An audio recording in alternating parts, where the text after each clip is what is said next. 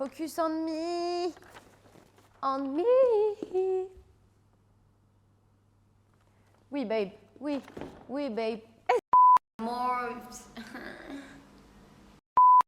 Pourquoi je suis stressée? I'm stressed.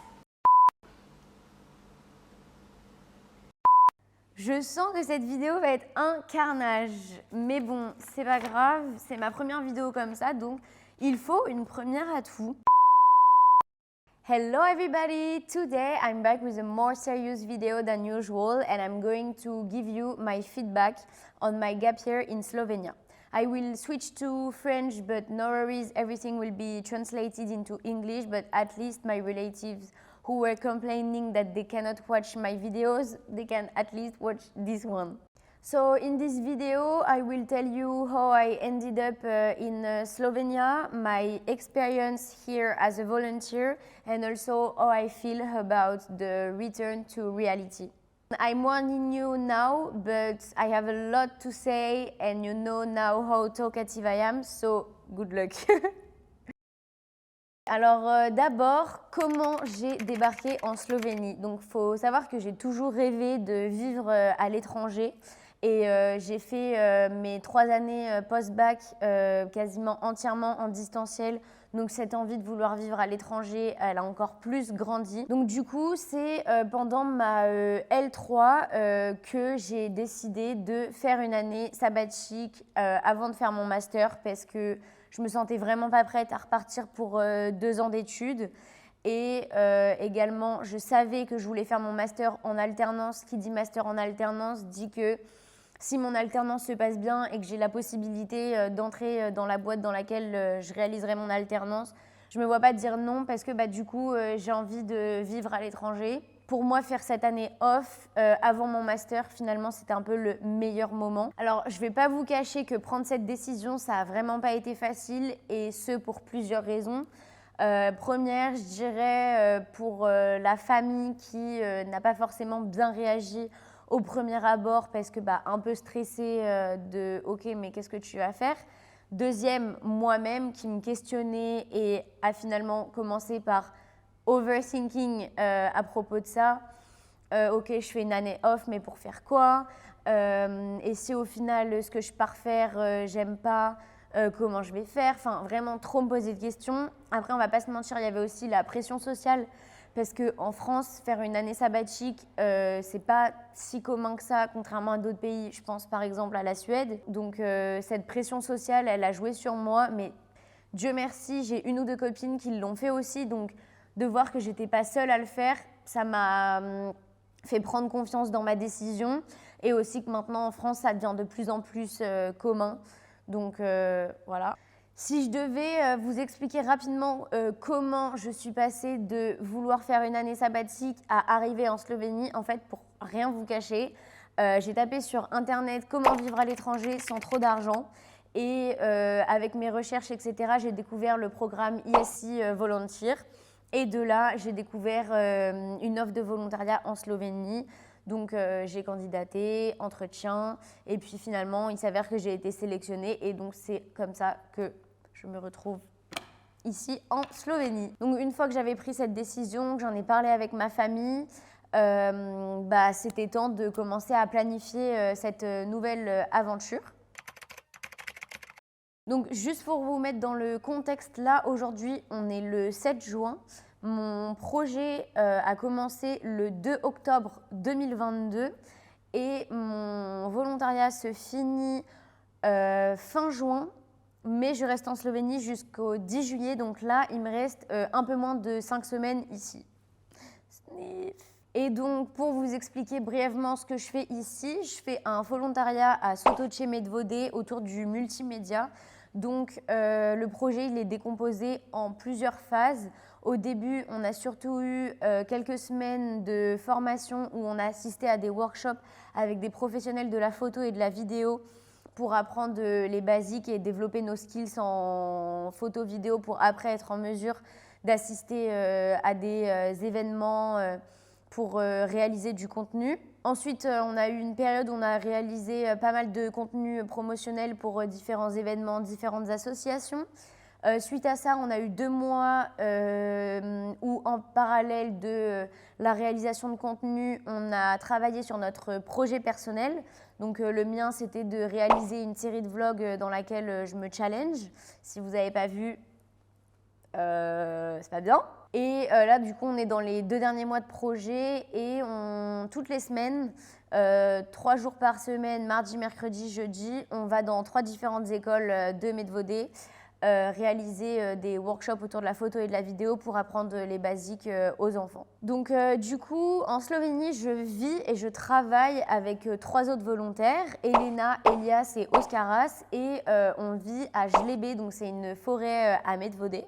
Je ne vais pas vous cacher qu'au début, pour moi, ça a été super compliqué de me retrouver à vivre avec les personnes avec qui je travaille dans une forêt alors que j'étais habituée à vivre en centre-ville. Ça a été un gros changement, mais bon, le temps a permis de faire tout OK. Vu qu'on habite en forêt, on a une voiture qui est louée par l'organisation. On doit se la partager tous les 4. C'est juste pour aller au travail ou se déplacer dans Medvodé, mais du coup, il faut savoir que c'est vraiment une organisation pas toujours facile parce que on doit toujours se prévenir de j'ai besoin de la voiture à 18h pour aller prendre le bus parce que évidemment l'arrêt de bus est à plus d'1 heure à pied de chez nous. Donc en tant que volontaire ici, on a un coordinateur, Simon. Clairement, je pense que c'est le meilleur coordinateur qu'on aurait pu avoir. Je n'imagine vraiment pas mon volontariat ici sans lui. Alors sur le papier, c'est notre boss parce qu'en soi, il s'assure qu'on fasse bien le travail. Donc c'est celui un peu qui nous manage au quotidien, voilà.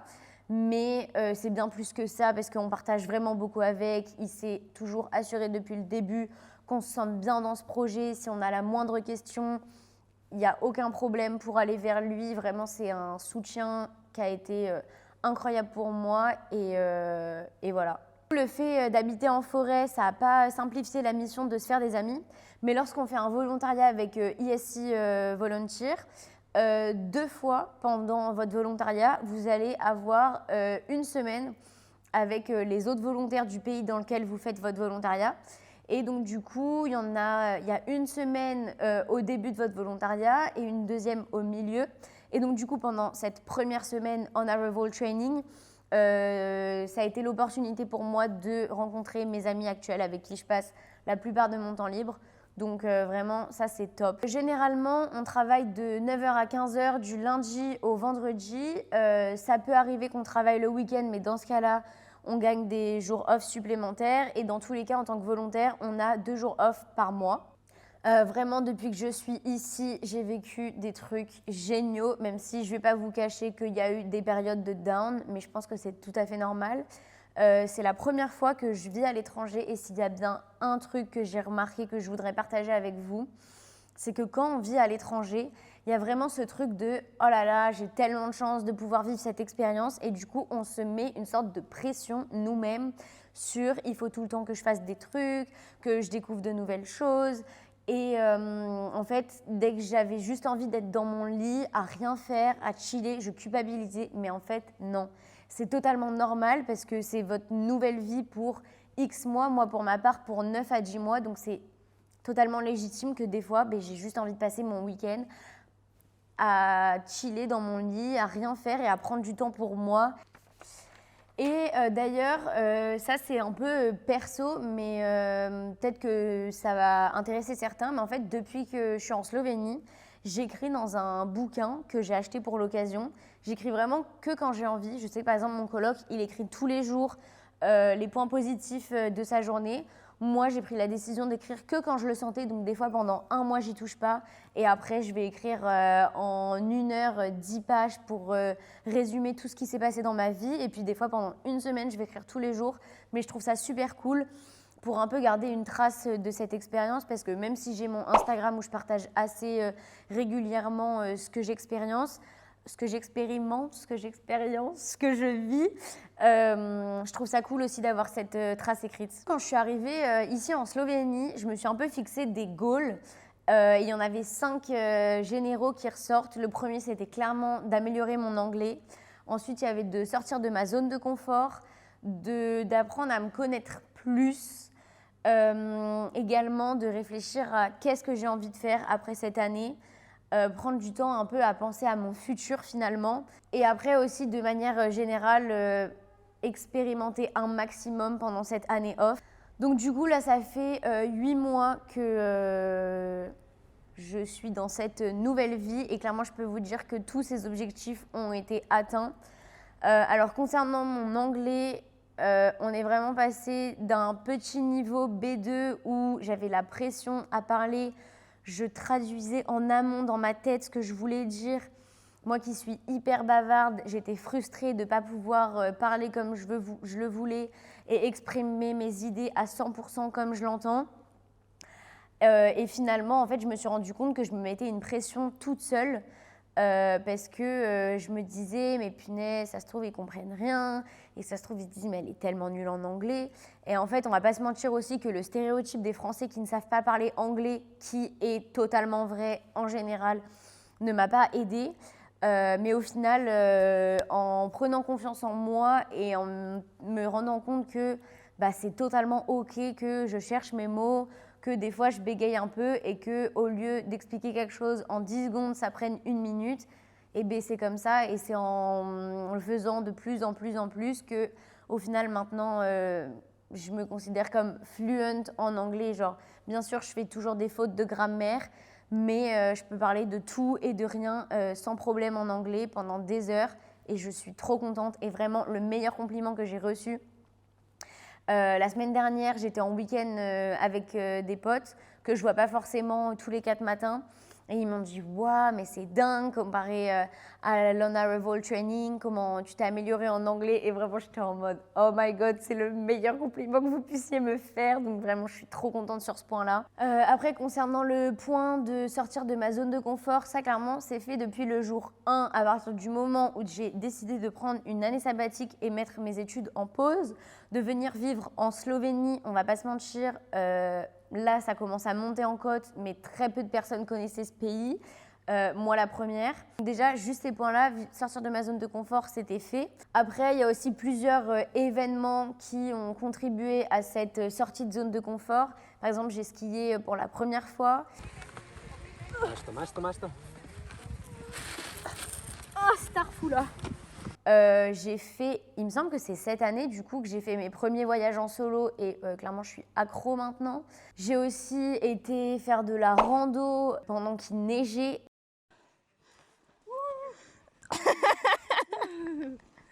Donc déjà, rando de 1, on parlait pas d'une balade de 1 heure, on parlait, je sais plus combien de temps ça a duré, mais beaucoup trop dans mes souvenirs. J'ai cru que j'allais tuer mes potes qui, eux, sont professionnels de la randonnée contrairement à moi. J'ai vraiment cru que j'allais y passer parce que rando longue, c'est une chose. Dans la neige, c'est totalement une autre. Mais aussi des trucs random, genre par exemple, j'ai peint ma chambre. Mais je l'avais jamais fait et je pensais trop que c'était le genre de truc que je saurais pas faire, alors que si. Et du coup aussi ma série de vlogs où je réalise différents petits challenges, je vous laisse aller checker ça. Et puis donc du coup aussi sans surprise le fait de vivre loin des personnes avec qui pendant 21 ans j'ai grandi, ça a encore plus ouvert mon esprit, vraiment je le sens. Alors déjà que je me considérais comme ouverte d'esprit, mais alors là je me considère ouverte d'esprit. Après je trouve que j'ai vraiment aussi gagné en self-confidence. Bon évidemment il y a encore du travail à faire, mais je trouve que je suis beaucoup plus en harmonie avec ce que je pense, ce que je défends, ce que j'ai envie de faire, avec mes idées. Voilà, je ne sais pas si c'est clair, mais en tout cas, moi, je me sens beaucoup plus en harmonie avec moi-même. Et aussi, j'ai découvert plein de trucs à propos de moi que j'ignorais. Alors déjà, par exemple, j'étais persuadée que j'aimais pas lire. Alors en fait, totalement faux. Je me rends compte que j'adore lire.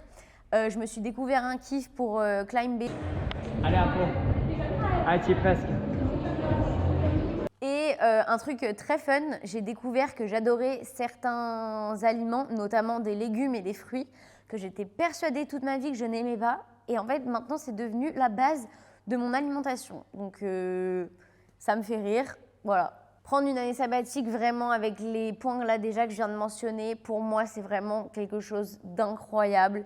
Et je vois vraiment que des côtés positifs à condition de faire quelque chose de cette année et pas juste rester à la maison où vous habitez à rien faire. Du coup, comme je l'ai expliqué, en tant que volontaire, j'ai un emploi du temps plus chill que si je travaillais en France, étant donné que je fais 9h-15h. J'ai concrètement toutes mes après-midi de off, plus mes week-ends, plus les days off, plus des fois j'ai la possibilité de pouvoir télétravailler. Donc ça m'a permis de préparer les concours pour les masters, de postuler aux alternances, de trouver une alternance, de préparer mes candidatures au master, parce que préparer les examens, préparer les candidatures, c'était encore autre chose. Là, en ce moment, je fais les interviews pour les masters, donc tout ça, ça prend énormément de temps, mais avec cet emploi du temps, ça m'a permis de combiner travail de volontaire, préparation de la vie future, mais ça n'empêche que j'arrive à continuer à voyager, sortir avec mes amis, donc c'est vraiment top pour avoir une balance professionnelle, personnelle, on va dire. Le fait de vivre en Slovénie, ce qui est top, c'est que j'ai accès facilement à d'autres pays en train ou en bus, et donc du coup, ça m'a permis de voyager pas mal quand même. J'ai fait un week-end en solo à Vienne. J'ai fait mes 21 ans avec mon père à Venise et après moi j'ai été toute seule à Turin. J'ai passé une semaine où j'ai télétravaillé à Rome. J'ai pu faire 10 jours de road trip le long de la côte en Croatie avec ma meilleure pote. Là, ce week-end, je retourne à Venise. J'ai aussi été 2 fois à Trieste une journée parce que c'est une ville en Italie qui est à seulement 1h30 de la Slovénie. Il me semble que j'ai rien oublié. Et puis sinon aussi, j'ai pas mal bougé les week-ends à travers la Slovénie. Là, à la fin de juin, je pars pour mon dernier solo trip, 5 jours en Italie. J'ai très hâte. Je pense qu'un point qui va énormément me manquer l'année prochaine, ça va être la liberté dont je dispose ici. Mais bon, that's life. Et donc du coup, ça me permet d'enchaîner sur... il va y avoir un retour à la réalité. Je pense que ça ne va vraiment pas être fun. Mais bon, that's the game. Toutes les bonnes choses ont une fin, comme on dit. Donc, du coup, là, il me reste moins de 5 semaines. Il me reste exactement 4 week-ends, si je ne dis pas n'importe quoi. Non, il me reste 5 week-ends. Je pense que vous l'avez compris, ou en tout cas, là maintenant je vous le dis, je suis hyper heureuse de ce que j'ai eu la chance de vivre pendant ces 8, 9, 10 mois. Je réalise pas du tout que ça se finit bientôt et en fait quand j'y pense, j'ai énormément d'émotions qui me traversent et on va pas se mentir qu'il y en a quand même des négatives, mais bon, voilà, on va pas chialer maintenant. Perso, ma façon de dealer avec ces feelings négatifs qui des fois peuvent m'envahir, je me dis, écoute, là, il me reste du temps à vivre, je n'ai pas le temps de déprimer maintenant par rapport à ça, j'aurai le temps de déprimer plus tard en France. Je préfère me dire, profite à 100% des moments que tu es en train de vivre avec tes proches ici. Et la déprime, ce sera pour plus tard. Évidemment, c'est plus facile à dire qu'à faire, mais de manière générale, en tout cas, ça marche pour moi de me répéter ça, de garder ça à l'esprit. Et en fait, ce qui me rend triste de me dire que c'est la fin, on va pas se mentir, c'est de quitter les proches et les relations que j'ai créées ici. Mais bon, après, je me rassure en me disant que déjà, de 1, j'ai toujours un mois avec eux pour profiter. Et de 2, si vraiment j'ai envie de les revoir, on arrivera à se revoir. Et aussi par rapport à ce retour à la réalité, une période qui n'a vraiment pas été cool et qui maintenant ne me concerne plus trop, ça a été l'anxiété qui arrive. Ça dépend de chacun, mais en tout cas, moi, j'ai créé une vraie anxiété par rapport à l'idée de que vais-je faire l'année prochaine, après ce volontariat, j'entends. Et en fait, entre volontaires, on ne va pas se mentir, la plupart, on est ici parce qu'on a besoin de prendre du temps pour nous, réfléchir à ce qu'on a vraiment envie de faire. Et c'est des phases de remise en question où on se perd un peu parfois dans la phase de remise en question. Et en fait, il y a vraiment un truc de cette question est une question taboue. Et au point que en fait, je passais mon temps à me dire non, je verrai ça plus tard, finalement à procrastiner totalement.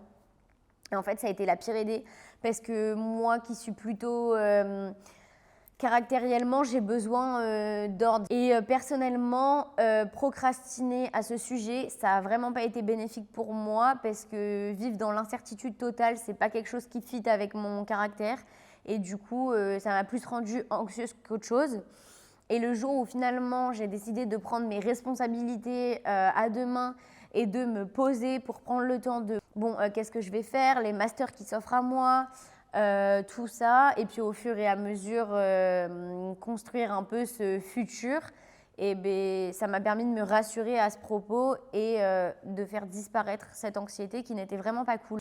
Et donc finalement, concernant cette peur du retour en France, maintenant que je sais qu'une nouvelle aventure cool m'attend, je ne suis pas tant déprimée à l'idée de rentrer en France, même si je sais que je vais forcément avoir une petite période de down où il va falloir que je me réadapte. Et donc du coup, pour finir cette petite vidéo où je pense que j'ai trop parlé, j'espère que j'ai su être claire et que je ne vous ai pas trop détruit le cerveau. Mais franchement, si je dois finir sur une phrase, je dirais que du haut de mes 21 ans, prendre cette année sabbatique, ça a été, je pense, oui, clairement, la meilleure décision de ma vie. Voilà, restons sur cette phrase. Ça m'a apporté tellement et je recommande à tout le monde, si vous en avez la possibilité, l'opportunité, de saisir cette chance. Donc sur ce, je vous laisse. J'espère que vous avez apprécié ce petit moment en ma compagnie. Et si certains de mes propos, ne serait-ce qu'un, a pu vous rassurer sur quelque chose ou vous pousser à faire quelque chose, c'est encore mieux. Et voilà, je vous souhaite une excellente journée, une excellente soirée. Et puis, maybe see you soon. Ciao. Hasta la vista. Focus. Ciao. What comes next will be marvelous.